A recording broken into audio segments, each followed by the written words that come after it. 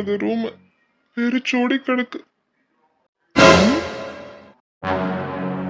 எவ்வளவு தைரியம் இருந்தா எங்க 2 பேரும் போட்டோ எடுத்துட்டு இந்த போட்டோவை இங்க வச்சிருப்பா.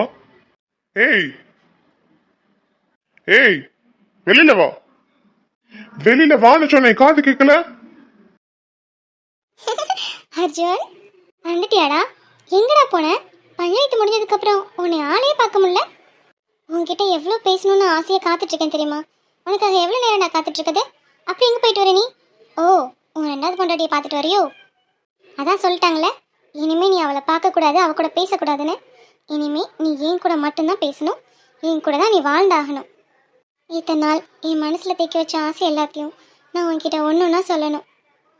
ஏய், இன்னும் 1 இன்ச் என் பக்கத்துல வந்த அவ்வளவுதான். யாரை கேட்டு நானும் என் பொண்டாட்டியும் இருந்த போட்டோ எடுத்துட்டு இந்த போட்டோ இந்த ரூம்ல வச்ச? யார்கிட்ட கேட்கணும்? சட்டப்படி நான் தான் உன் பொண்டாட்டி, நான் தான் உன் வாழ்க்கையில முதல்ல வந்தவ, நான் உன்னைய முறைப்படி கல்யாணம் பண்ணிக்கிட்டவ. வேற என்ன எனக்கு உரிமை வேணும்? வேண்டாம், பொண்ணாச்சேன்னு பாக்குறேன், இல்லைன்னா பலர்னு கண்ணத்துல 4 விட்டுருவேன்.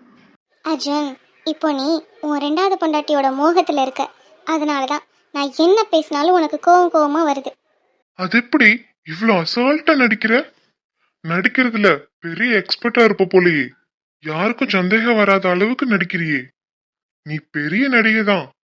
ஆமா, என்கிட்ட நடிக்கிறதுக்கு அருணா கிட்டயும் தனானு கிட்டயும் எம்பிட்டு காசு வாங்கின? எவ்வளவுன்னு சொல்லு, அதை விட டபுள் மடங்கு 3 மடங்கு கூட கொடுக்கேன். என்னை விட்டு என் வாழ்க்கை விட்டு போயிரு. தேவையில்லாம ஒரு குடும்பத்துல பூந்து பிரச்சனையை கலப்பாத. இந்த மாதிரி பொண்டாட்டிய நடிக்க மட்டும்தான் செய்வியா, இல்ல? போதும், நிறுத்து. உனக்கு என்னைய பிடிக்கல, அது நல்லாவே தெரியுது. அதுக்காக என் கேரக்டர் நீ தப்பா சொல்லாத. நீ யாரு? நீ யாரா என் கேரக்டர் ஜட்ஜ் பண்றதுக்கு? தொட்டு தாலி கட்டின புருஷனாலும் ஒரு பொண்ணோட கேரக்டர் ஜட்ஜ் பண்ற உரிமை அவனுக்கு கிடையாது. உனக்கு என்ன தெரியும்? உனக்கு என்ன தெரியும் என் கேரக்டர் பத்தி? நீனாலும் நம்ம பிரிஞ்சிருக்க இந்த கேப்ல ஒரு பொண்ணை கல்யாணம் பண்ணி குடும்பம் நடத்திட்டு இருக்க. ஆனா நான் 5 வருஷமா உன்னைய மட்டும்தான் நினைச்சிட்டு இருக்கேன். உனக்கு தெரியாது அர்ஜுன், ஒரு பொண்ணுக்கு கூட அவன் புருஷன் இல்லைன்னா இந்த ஊர் அவளை எப்படி பார்க்கணும். உனக்கு தெரியாது. வரவன் போறவெல்லாம் அந்த பொண்ணை தொட்டு பார்க்கணும்னு நினைப்பாங்க. அதெல்லாம் பொண்டாட்டியை விட்டுட்டு போற எந்த ஆம்பளைங்களுக்கும் புரியாது.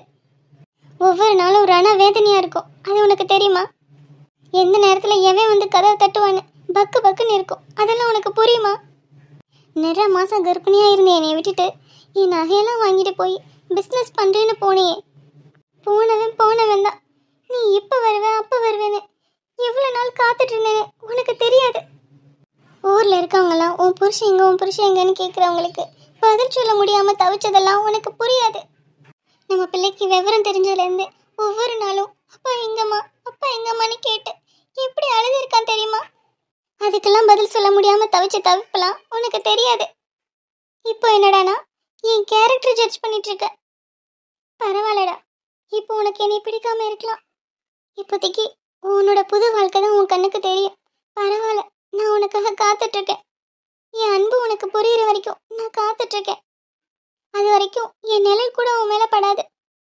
ஆனா அதுக்காக என் பெண்மையை மட்டும் தப்பு சொல்லாத, என் நடத்தையை கேவலப்படுத்தாத. என்ன கோவனாலும் என்கிட்ட காட்டு. ஆனா இது எதையும் நம்ம பிள்ளைகிட்ட காட்டாத அர்ஜுன். அவன் பாவம் அப்பா பாசத்துக்கு ஏங்கிட்டு இருக்கான். அவனை உன் கோவமான வார்த்தைகளால காயப்படுத்தாத. மற்றபடி உன்கிட்ட இருந்து எனக்கு எதுவும் வேண்டாம். ஆரம்பத்துல இருந்து இப்ப வரைக்கும் நீ என்கிட்ட போய் சொல்லிட்டு தான் இருக்க. நீ ஒரு அனாதைன்னு சொன்ன, ஆனா இப்போ உன்னை சுத்தி இவ்வளோ சொந்தம் இருக்கு. நீ பிசினஸ் பண்ண போறேன்னு என் நகையை வாங்கிட்டு போன, ஆனா நீ ஒரு ஆர்மி மேனு இப்பதான் தெரிஞ்சது. நீ சொன்ன இவ்வளோ பொய்க்கு அப்புறமும் நான் உன்னை லவ் பண்ணிட்டு தான் இருக்கேன் அர்ஜுன். அப்பத்துல இருந்து இப்போ வரைக்கும் நான் உன் மேல வச்ச லவ் கொஞ்சம் கூட குறையல. ஆனா நீ தான் மாறிட்ட. பரவாயில்ல, நீ என்னை புரிஞ்சுக்கிற வரைக்கும் நான் உனக்காக வெயிட் பண்றேன். இனிமே நான் உன்னை தொந்தரவு பண்ண மாட்டேன். இந்த வீட்டுல ஒரு மூலையில நான் இருந்துட்டு போயிடுறேன். அதுவும் உனக்கு பிடிக்கலன்னா சொல்லு, என் பிள்ளைய கூட்டிட்டு நான் எங்கேயாச்சும் போயிடுறேன். இனிமே தேவையில்லாத வார்த்தைகளை பேசி என்னை காயப்படுத்தாத. என்ன இவ இப்படி நடிக்கிறா?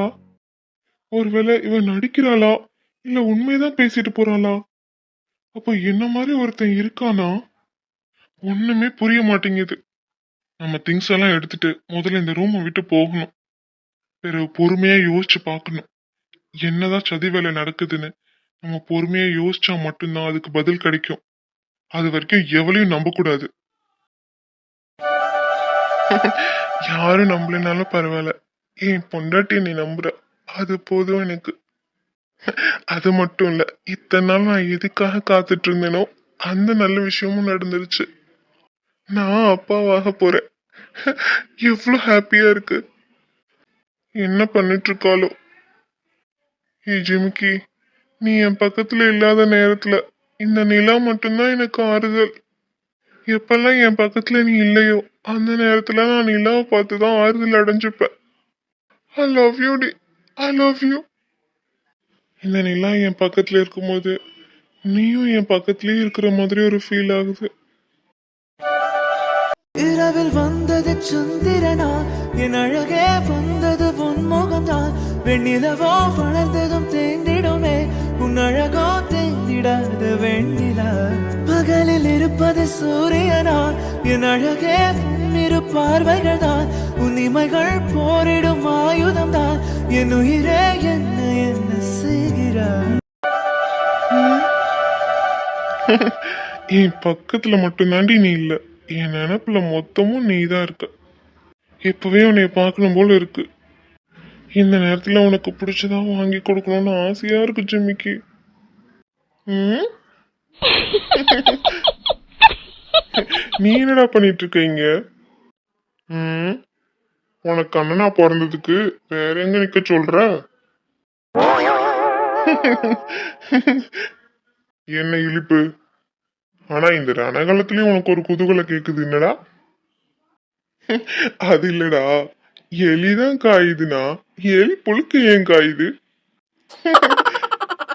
ம்?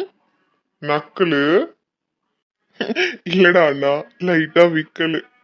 ஏன்டா பேச மாட்ட? ஏன் பேச மாட்ட?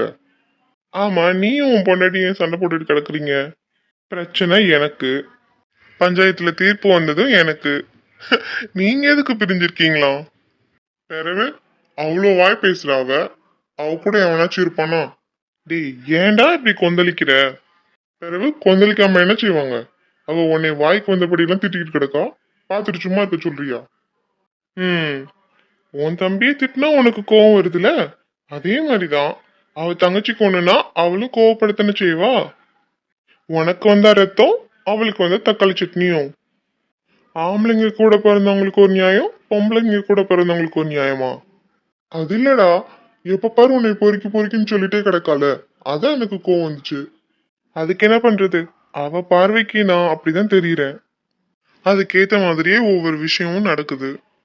இதுல கோவப்பட வேண்டியவன் நான், நீயே தன்னால கிடந்து குதிக்கிறவன்.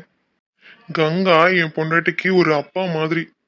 ஒரு அப்பா எப்படி தான் பொண்ணுக்கு ஒரு அநியாயம் நடந்தா கொந்தளிப்பாரோ, அதே மாதிரிதான் கங்காவும்.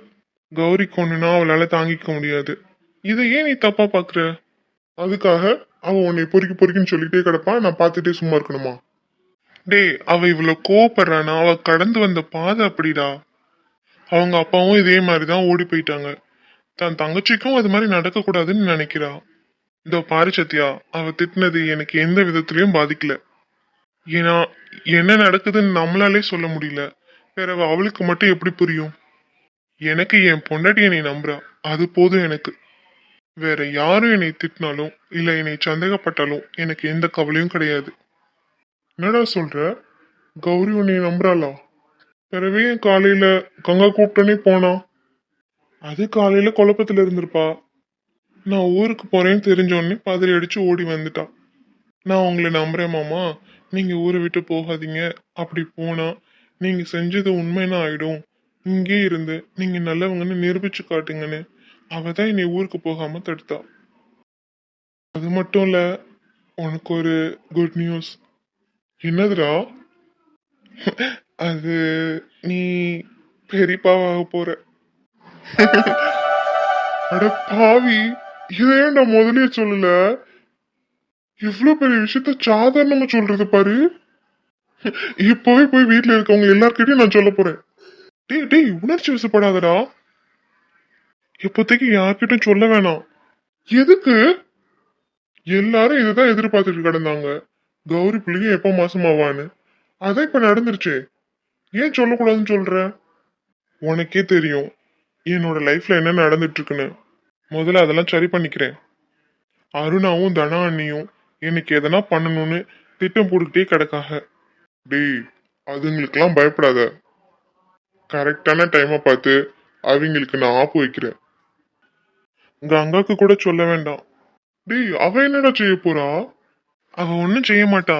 இப்ப கௌரி மாசமா இருக்கிறது தெரிஞ்சா பஞ்சாயத்தை கூட்டி அவளையும் வீட்டுக்குள்ள சேர்க்க சொல்லுங்கன்னு சொல்லுவா.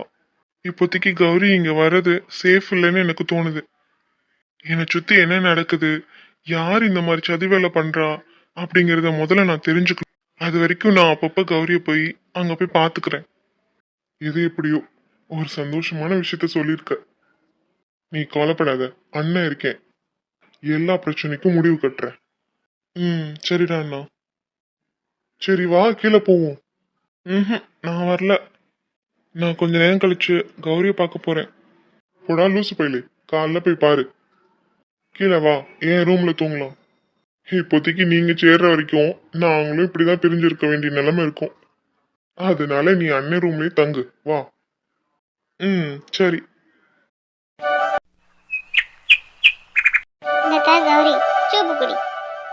அட போம்மா நீ, எனக்கு ஒன்றும் வேண்டாம். எது சாப்பிட்டாலும் வாந்தி வந்துக்கிட்டே கிடக்கு. இந்த நேரத்தில் இப்படி தான் இருக்கும். சீக்கிரம் குடிச்சுப்பிட்டு வா, நம்ம ஆஸ்பத்திரிக்கு வேற போகணும்ல செக்கப்புக்கு. அட போம்மா நீ வேற. அடுத்து என்ன நடக்குமோன்னு நினைச்சாலே பயமா இருக்கு. பாவம் என் மாமா அங்க என்ன கஷ்டப்பட்டுட்டு இருக்காரோ. அவங்க வீட்லயே அவரால் நிம்மதியா இருக்க முடியல. சரிதா, எல்லாம் சரியாயிடும். என் மாப்பிள்ள கெட்டிக்காரு. இந்த பிரச்சனையெல்லாம் சீக்கிரமா சரி பண்ணிடுவாரு. இப்போ அவர் எனக்கு பார்க்கணும் போல இருக்குமா, ஆனா போகதான் முடியாது. என்னையா பண்றது? பஞ்சாயத்தை மீறினா நம்ம 2 குடும்பத்தையும் ஊரை விட்டு விலக்கி வச்சிருவாங்க. அதை நினைச்சாதான் பயமா இருக்கு. மாமா வாங்க மாப்பிள்ள. நீங்க வரதை யாரும் பார்க்கலையா? இல்லத்த, யாரும் பார்க்கல. இந்தாங்கத்த, இதை பிடிங்க. ம்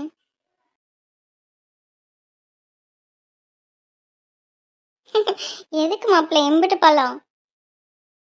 பொண்டாட்டி மாசமா இருக்கன்னு தெரிஞ்சதும் பல கடையை வாங்கிட்டு வந்துட்டீங்களா? என்னென்ன பழம் வாங்கணும்னு தெரியலத்த. அதான் எனக்கு தெரிஞ்ச பழம்லாம் வாங்கியிருக்கேன். எல்லா பழமும் சாப்பிடலாம், ஆனா மாசமா இருக்க பிள்ளைய அன்னாச்சி பழமும் பப்பாளி பழமும் சாப்பிடக்கூடாது. ஐயோ, தெரியாம அன்னாச்சி பழம் வாங்கிட்டேனே. அட, இதுல என்ன இருக்கு மாப்பிள்ள, அதை நான் சாப்பிட்டுக்கிறேன். சரிங்க அத்த. ஆஸ்பத்திரிக்கு கிளம்பிட்டீங்களா? ஆமா மாப்பிள்ள, இப்பதான் கிளம்பிட்டு இருக்கோம் போலான்னு. சரி, எதுவுமே சாப்பிடாம கிடக்காலே சூப்பையாவது குடிடின்னு சொல்லிட்டு கிடக்கேன். வாந்தியா வருது வேணான்னு சொல்லிட்டு இருக்கா. நீங்களாவது அவகிட்ட சொல்லி குடிக்க சொல்லுங்களேன். சரிங்க அத்த. சரி, நீங்க பேசிட்டு இருங்க, நான் போய் உங்களுக்கு காஃபி போடுறேன். என்ன மேடம், ஏன் சாப்பிட மாட்டேங்கிறீங்களா? ரொம்ப வாந்தி வருதா? ஆமா மாமா. சரி, அதெல்லாம் விடுங்க. அந்த பிள்ளை உங்களை ஏதாவது தொல்லை பண்ணுச்சா? எப்போ மாமா இதெல்லாம் சரி பண்ண போறிய? சீக்கிரமா சரி பண்ணிடுறேன். யார் இந்த வேலையெல்லாம் பார்க்குறாங்கன்னு உங்களுக்கு தெரிஞ்சுதா மாமா? அருணாக்காவும் தனாக்காவும் சொல்லி தான் அந்த பிள்ளை நடிக்க வந்திருக்கா மாமா? இல்ல கௌரி, நானும் இந்த பொண்ணு நடிக்க தான் வந்திருக்குன்னு நினைச்சேன். ஆனா அவ பேசுறதெல்லாம் வச்சு பார்த்தா ஏதோ ஒரு உண்மை இருக்குன்னு மட்டும் தெரியுது. உண்மைனா அப்போ அந்த பொண்ணு சொல்றதெல்லாம் உண்மைதானா மாமா? ஏய், நான் அந்த உண்மையை சொல்ல வரல. வேறவே? அட பைத்தியமே, நான் அந்த உண்மையை சொல்ல வரல. அந்த பிள்ளை சொல்றதுல உண்மை இருக்கு. ஆனா அது நான் தாங்கிறதுல எந்த வித உண்மையும் இல்ல. என்ன மாமா சொல்றீங்க? ஆமா கௌரி. என்னால நீங்க இல்லாம இருக்க முடியல மாமா. அடுத்தடுத்து என்னெல்லாம் நடக்குமோன்னு நினைச்சு ரொம்ப பயமா இருக்கு. நான் மாசமா இருக்கேன்னு நினைச்சு சந்தோஷப்படுறதா இல்ல இப்ப நடக்கிறதெல்லாம் நினைச்சு வருத்தப்படுறதான்னு தெரியல மாமா. சீக்கிரமா சரி பண்ணுங்க மாமா. எனக்கும் அப்படிதான் இருக்கு ஜெமிக்கி. நீ கவலைப்படாத. நானும் சத்யாவும் சேர்ந்து சீக்கிரமா இந்த பிரச்சனைக்கு ஒரு சொல்யூஷன் கண்டுபிடிப்போம். நீ என்னை நம்புறல? ஆமா, உங்களை மட்டும்தான் நம்புறேன். அப்ப சரி. சீக்கிரமா சரியாயிடும். சரி, நீங்க போங்க. நீங்க இங்க இருக்கிறத பார்த்தா பெரிய பிரச்சனை ஆக்கிற போறாங்க. ஆனா அப்பப்ப வந்து பார்த்துட்டு போங்க மாமா. ம் சரி. சரி நான் போறேன். பார்த்து பத்திரமா ஹாஸ்பிட்டலுக்கு போ. அங்க என்ன சொன்னாங்கன்னு எனக்கு ஃபோன் பண்ணி சொல்லு. ம். எதுல போறீங்க? ஆட்டோல. ம் சரி. பார்த்து பத்திரமா போங்க. சரி நான் போட்டுமா? ம். சரி நான் போனதுக்கப்புறம் இந்த சூப் எடுத்து குடிக்கணும். அப்பப்போ இந்த ஃப்ரூட்ஸ் எல்லாம் சாப்பிடணும். சரியா? டாக்டர் டேப்லெட்ஸ் கொடுத்தாங்கன்னா அதை கரெக்டாக போடணும். சரியா? மாமா அப்பப்போ வந்து செக் பண்ணுவேன். ம். சரி. சரி நான் வரேன். என் நிலைமைய பாத்தியா ஜிமிக்கி? சொந்த பொண்டாட்டியே திருட்டுத்தனமா பார்க்க வேண்டியதா இருக்கு. ம். சரிடா, எல்லாம் சரியாயிடும். நான் போயிட்டு வரேன். ம். நீ மறக்காம எல்லாத்தையும் சாப்பிடு. சாப்பிட்டு தான் ஹாஸ்பிட்டல் போகணும். ம். சரி, நீங்களும் சாப்பிடுங்க. ம் சரிடா. பாய். ம்.